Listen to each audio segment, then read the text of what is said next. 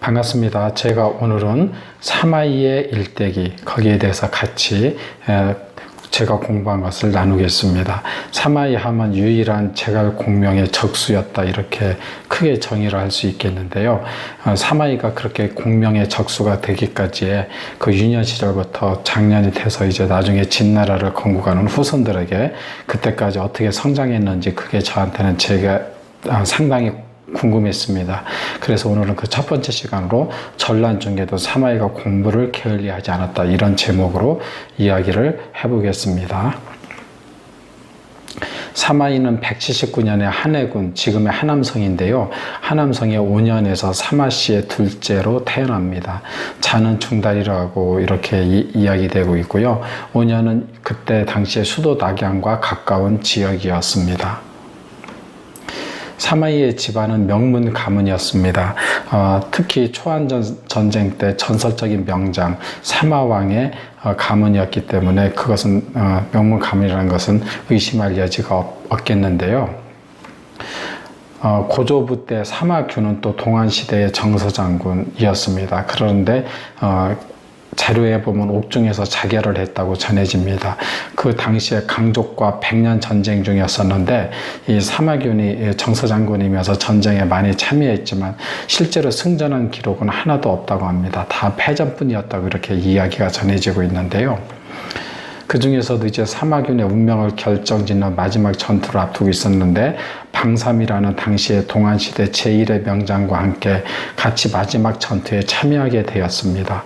그래서 방삼과 사마균의 병력을 둘로 쪼개서 성을 함께 공격을 하게 되는데요.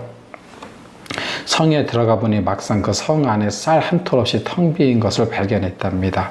그래서 사마균이 그 화가 나서 욕을 하면서 부하 중광에게 군사 3천을 내주며 가서 보리를 베어오느라 일단 먹을 게 없으니까 이렇게 지시를 내렸습니다. 그런데 그 중광의 명령을 어기고 이 중광도 대단히 화가 났던 것 같아요. 곧장 강족의 진영으로 쳐들어갑니다. 그래서 강족의 진영으로 가서 겹겹이 포위가 됩니다. 강족의 진영에서 3,000명이 오기 때문에 되게 우습게 본 거죠. 그래서 그 노발대발에서 절대로 구원해 줄 수 없다, 이렇게 얘기를 합니다. 그래서 그 중광의 군대가 완전히 전멸을 당하게 되고 군사법정에서 기다리다가 자결하는 걸로 인생을 마감하게 됩니다. 그래서 그 일대 고조부가 되겠죠. 사마균, 그 다음에 2대 증조부 사마량, 그 다음에 3대 조부 사마종, 그 다음에 4대 부 사마방, 이렇게 쭉 되는데 사마균은 자결로 인생을 마감했고 그때는 사마균이 무인이었습니다. 그리고 사마량은 특별한 기록은 없지만 애장 태수를 했다는 기록이 남아있다고 합니다. 그 다음에 그 할아버지 사마준은 학자 기질이 있었다. 그리고 체구는 장대했다. 한 190cm 정도 된다고 하네요. 현대 시대를 보더라도 그 사마 가문이 얼마나 체구가 장대했는지, 그래서 무인으로 살았던 것이 어떻게 보면 당연한 결과였고 초아 시대의 사마왕도 그렇지 않았나, 이렇게 싶습니다. 사마이의 부친은 사마방 시대 때는 완전히 무인에서 문인의 집안으로 이제 정착을 하게 되는데요. 청년, 즉 아버지 사마방은 당시의 명사인 이응과 곽태를 우상으로 삼았다고 합니다. 그 당시에 순욱도 저기 명문가 집안에서 태어났잖아요. 아이너리카 하게도 순욱이 이제 사마이를 추천해서 조조한테 이제 추천해갖고 관직에 나가게 되는데 순욱의 숙부 순상이 이응의 마부로도 일했다는 기록이 있습니다. 어쨌든 사마방은 아들들을 이응과 각태같이 맏늙기로 이렇게 결심했다는 것은 나중에 아이들이 다 잘된 거 보면 믿어 의심치 않아도 될 것 같습니다. 아버지는 8명의 형제를 두었는데 그 8딸이라고 소문이 났다고 합니다. 다 뛰어났다고 합니다. 그 중에서 형 사마랑이 최고 뛰어났습니다. 그 사마이보다 8살 위였는데 하나에서도 유명한 사람이었고 영재였다고 이렇게 전해지고 있습니다. 하루는 형 사마방이 집에 찾아온 손님이 있었는데 아버지의 자자를 부르면서 무례하게 굴자, 이렇게 얘기했다고 하네요. 사마랑이 이야기하기를 다른 사람의 부모를 존중하지 않는 걸 보니 친부모도 존중하지 않으시나 봅니다. 이렇게 사서에 이제 기록되어 있다고 합니다. 그러자 그 사람이 이제 그 부끄러워서 애를 갖췄다고 이렇게 전해지고 있고요. 또 한 번은 또 사서에 등장하는 게 동자시에 응시하게 됩니다. 그게 신동 선발 제도인데 12살부터 16살까지 응시하게 돼 있는데 사마랑이 도저히 키를 보았을 때 12살 같지 않아서 감사관이 이렇게 물었다고 합니다. 실제 나이를 속인 것이지 어서 사실대로 말해보거라. 몇 살이냐 이렇게 얘기했다고 해요. 그러자 대답하기를 저희 집안은 대대로 체격이 큽니다. 저는 그 유전자를 물려받아 발육이 좀 빠른 것뿐입니다. 당치 않습니다. 이렇게 이야기를 했다고 합니다. 어쨌든 사마랑은 그 시험에 합격해서 낙양 태학 소년 애과반 특기생으로 이렇게 들어가게 되는데요. 태학이 지금으로 말하면 뭐 대학보다도 약간 높은 학부, 대학원 정도 이렇게 되지 않나 이렇게 싶습니다. 대학이나 대학원 정도. 그래서 거기에 동자령으로 채용되어서 당시에 동안에서도 태학생은 손에 꼽을 정도의 아주 적은 학생들이었는데 사마랑이 거기에 이제 덜컥 합격을 한 거죠. 그러니까 영재 중에 영재, 수재 중에 수재였다 이렇게 생각하면 되겠습니다. 그래서 사마랑이 낙양에 가서 태학을 배우는 동안 사마이는 고향에서 부친에게 이제 공부를 배웠습니다. 부친 사마방은 엄부, 그러니까 엄한 아버지였습니다. 그리고 한서를 즐겨 읽었다고 합니다. 한서를 즐겨 읽었으니까 당연히 A범죄를 중시 여기고 허락 없이는 자식들이 방에 들어가거나 아버지에 있는 자리에서 함부로 앉지도 못했습니다. 우리 한국도 예전에 한 60년대, 70년대에 아버지가 숟가락을 먼저 드셔야지 자식들이 밥 먹듯이 당시에 이렇게 엄격한 부모님 밑에서 사마이는 교육을 받은 걸로 전해지고 있습니다.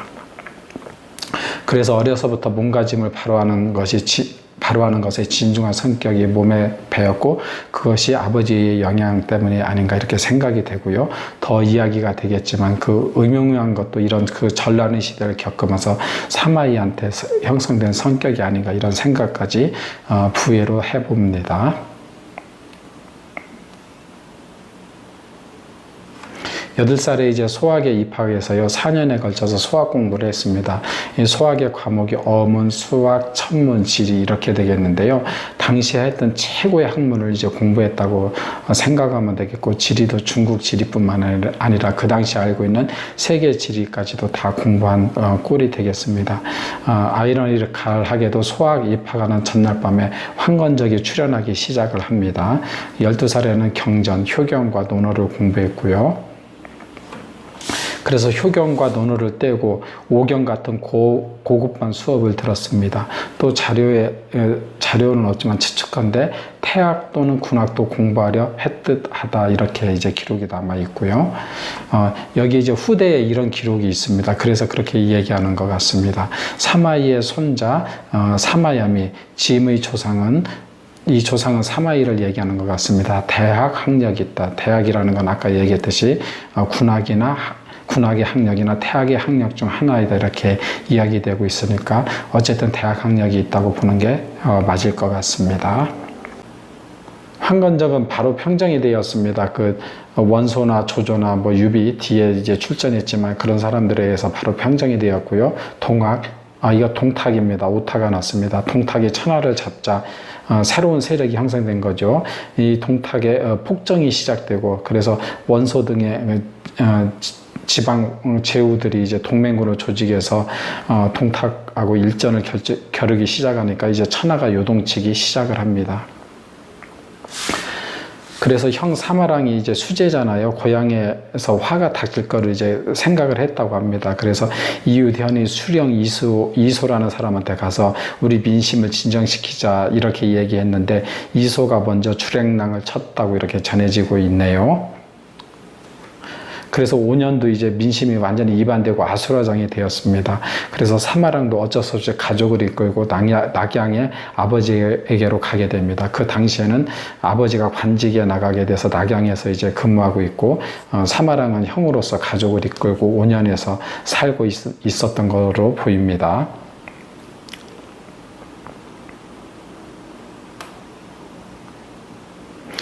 동탁은 낙양에서 이제 동맹군의 이제 기세가 등등하니까 장안으로 천도하기로 결정합니다.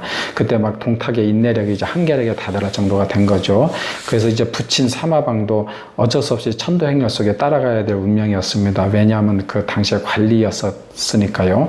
그래서 형 사마랑한테 이제 불러갖고 가족과 함께 너는 고향으로 반드시 돌아가라, 이렇게 이제 아버지가 이야기를 하게 되는 거죠.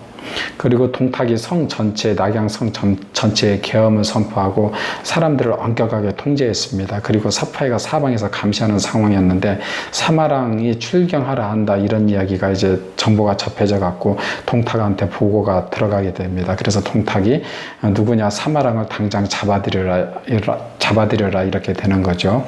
그래서 사마랑 앞에 끌려 나오게 됩니다. 동탁은 살기가 등등해서 직접 신문하게 됩니다. 즉 어떤 연유로 그렇게 생각을 하게 됐는지 물어보는 절차를 밟게 되는데, 이 사마량의 침착하고 냉정한 모습에 약간은 이제 그 어리둥절하게 되는 거죠. 그러면서 올해 나이가 몇이냐 이렇게 물어보면서 19살에 죽은 아들이 생각났다고 이렇게 전해지고 있습니다. 그러면서 19살이라고 하니까 죽은 내 아들과 동갑이다. 빌어먹을 내 수아가 너를 죽일 뻔하였구나, 이렇게 이야기를 합니다. 사마랑은 이때가 기회다 이렇게 생각하고, 얼마나 천재니까 머리가 빨리빨리 돌겠어요. 동탁을 성품이 고상하다 이렇게 막 띄워줍니다. 침 마르게 이제 칭찬을 하는 거죠. 그리고 천도 과정에서 이렇게 공포 정치를 펼치는 것은 의풍당당함과 맞지 않습니다, 이렇게 얘기를 합니다. 그래서 동탁이 부끄러워했다고 하네요. 그러자 사마랑이 이야기하기를 잘못을 바로잡으면 달처럼 빛날 것이고, 누가 동탁이 그렇다는 거죠. 이윤이나 주공을 필적한 대성인이 될 것입니다, 이렇게 이야기를 했습니다. 참 그 이야기를 아주 잘해서 구워 삶은 거죠. 그러자 동탁이 고개를 끄덕이면서 이제 풀어주게 됩니다.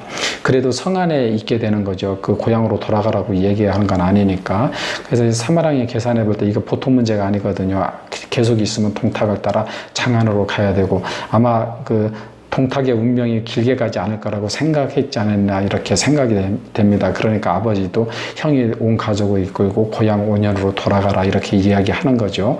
그래서 이제 결심을 합니다. 형이 전 재산을 바쳐서라도 이 낙양에서, 이 지옥에서 빠져나가자, 이렇게 결심을 하게 되는 거죠.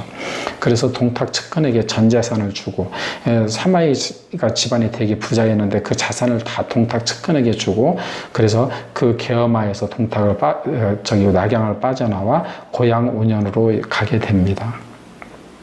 그러나 고향에 돌아와 보니 5년도 안전하지 않다는 것을 알게 되는 거죠. 원소 동맹군이 낙양으로 이제 쳐들어갈 계획이었었는데, 쳐들어가는 길에 성고와 호래관이라는 요충지를 지나야 됩니다.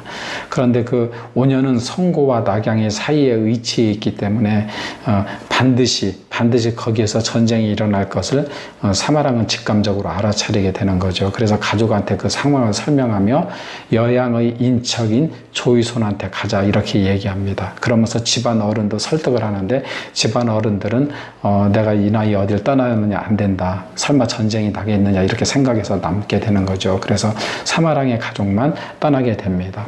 아니나 다를까 동맹군의 약탈로 5년이 완전히 쑥대밭이 됩니다. 그래서 절반의 사람이 목숨을 잃었다고 하고요. 동탁의 군인이 죽인 수보다 동맹군에 의해서 약탈과 살육된 사람이 더 많았다고 이렇게 전해지고 있습니다.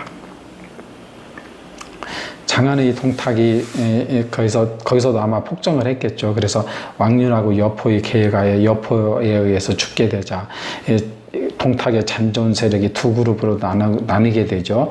황제를 인질로 한 파와 관리를 인질로 한 파. 그래서 아버지 사마방도 관리였기 때문에 인질이 되게 됩니다. 그 소문이 조이손이 있는 여양에도 들렸겠죠, 당연히. 그런데 조이손의 군대는 전의를 완전히 상실했기 때문에 어떤 액션도 취하지 않았습니다. 그것이 어떻게 보면 사마이의 행운이었는지도 모릅니다. 사마랑은 거기에서 사마이한테 글 공부를 시킵니다. 그 기간이 5년이었다고 하니까 상당히 긴 기간이었죠. 그 전란 중에서도.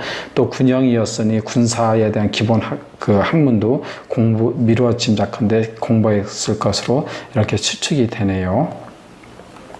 18살이 될 때, 그 당시에 이제 조조하고 여포가 막 신흥 세력군인 조조, 그리고 여포, 동탁을 죽이고 이제 천하를 또 천하에서 한 세력을 형성한 여포가 열왕 근처에서 일전을 벌일 기세를 가지고 있었습니다. 그래서 사마랑은 또다시 가족을 이끌고 또 다시 고향 온현으로 가게 됩니다. 근데 거기에 기다리는 것은 대기근 뿐이었습니다. 그래서 인육이 일어났다 이런 이야기도 전해지고 있는데요. 그 인육을 먹었다는 것은 사실은 어느 시대나 대기근 다음에 일어나는 어떻게 보면 필연적인 결과인 것 같습니다. 이 기간 동안 사마이는 어쨌든 그 전란 기간 동안 사마이는 지식과 인격, 상황을 한눈으로 보는 눈이 형성되지 않았나 생각이 되고요.